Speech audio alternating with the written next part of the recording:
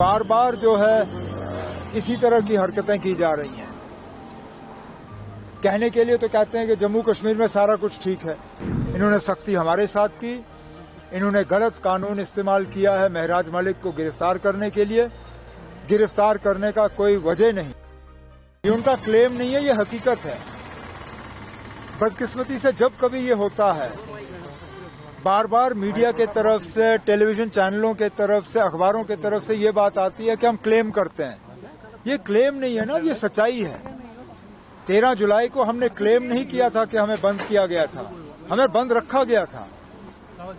ہم نے 14 جولائی کو کلیم نہیں کیا تھا کہ ہمارے ساتھ ہاتھا پائی ہوئی, دھکے مارے گئے. یہ حقیقت ہے, اور آج بھی حقیقت ہے. سنجے سنگھ صاحب کو بند رکھا گیا ہے. کس وجہ, یہ وہی لوگ بتا سکتے ہیں جو اس فیصلے کے پیچھے ہیں. بار بار جو ہے اسی طرح کی حرکتیں کی جا رہی ہیں. کہنے کے لیے تو کہتے ہیں کہ جموں کشمیر میں سارا کچھ ٹھیک ہے, ماحول اچھا ہے, لوگ خوش ہیں, سارا کچھ جو ہے وہ ایک نیا جموں کشمیر بن رہا ہے.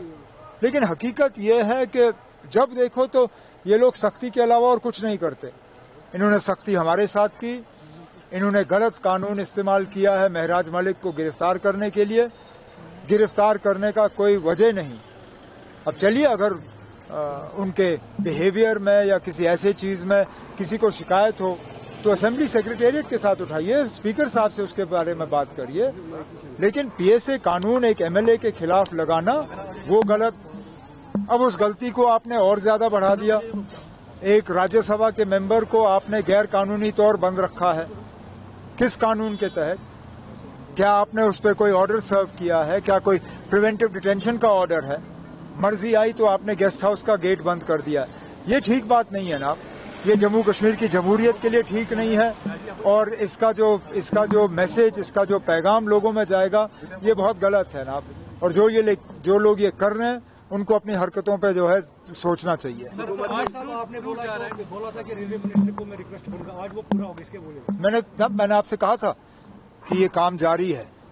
میں ان لوگوں میں سے نہیں ہوں جو بار بار ان چیزوں کو میڈیا میں ہائی لائٹ کریں. چپ چاپ طریقے سے میں ریلوے منسٹر صاحب کے ساتھ کانٹیکٹ میں تھا. ریلوے ڈپارٹمنٹ کے ساتھ میرے سیکریٹریٹ کے افسر جو ہیں وہ لگاتار کانٹیکٹ بنائے رکھے ہوئے تھے. ایگریکلچر پروڈکشن ڈپارٹمنٹ اور گروورز کے تال میل کے ساتھ آج یہ ممکن ہوا کہ 2 ریک جو ہیں ان کو کارگو کے لیے استعمال کیا جا رہا ہے. یہ آج ہماری مجبوری بنی ہے, لیکن آگے جا کے میں تو یہی چاہوں گا کہ ایک ریگولر فیچر بنے. جن لوگوں کو بائی روڈ اپنا سامان بھیجنا ہوگا وہ بائی روڈ بھیجیں, لیکن ہم تو چاہیں گے کہ اسپیشل کارگو ٹرین جو ہیں وہ لگاتار یہاں سے چلیں, جن میں ریفریجریٹڈ کنٹینرز ہوں, جس میں کہ ہمارا میوہ جا سکے, اور جو ضرورت کی چیزیں ہمیں جموں کشمیر سے باہر جو ہمیں لانا ہوگا وہ ہم ٹرین کے ذریعے لائیں. سر, حکومت کی مجبوری سے ہم بخوبی واقف ہیں, لیکن ایسے میں جو مہراج ملک کی قانونی لڑائی ہوگی تو اس میں کیا رول رہے گا؟ کوئی میں نے ان کے والد صاحب سے ملاقات کی, بیٹھا, میں نے ان سے بات کی, اور میں نے ان کو یقین دلایا کہ ہمارے طرف سے جو بھی مدد چاہیے ہوگی ہم دینے کے لیے تیار ہیں. میرا ان کی پارٹی کو یہ مشورہ ہوگا کہ دیکھیں آپ, پی ایس اے قانون اس ملک میں اور کہیں لاگو نہیں ہے. آپ اگر باہر سے وکیل لاؤ گے اس کو یہ قانون سمجھنے میں بھی وقت لگے گا. ہم مدد کرنے کے لیے تیار ہیں. میں نے کچھ وکیلوں سے بات کی ہے, وہ وکیل جو ہیں ان کا کیس لڑنے کے لیے تیار ہیں.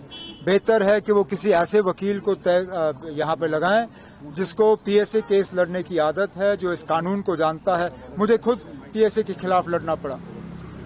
2020 میں جب میرے خلاف پی ایس اے لگا تو میں نے یہاں سے ایک اچھا وکیل کر کے سپریم کورٹ میں وہ لڑائی لڑی. میرا مشورہ عام آدمی پارٹی کو اور ان کے ساتھیوں کو یہی ہوگا کہ باہر سے کوئی بڑا وکیل مت لائیے, آپ یہیں سے وکیل لے لیجئے جس کو پی ایس اے کا قانون جو ہے جو جانتا ہو.